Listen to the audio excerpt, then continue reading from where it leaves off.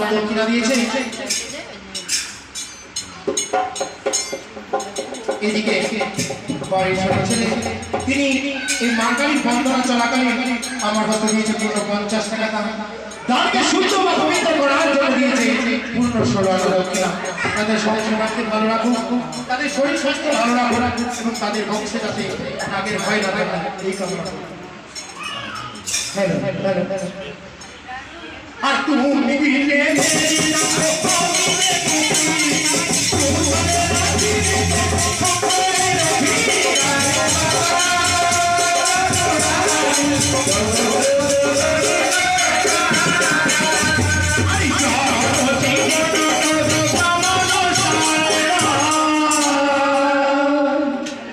আরে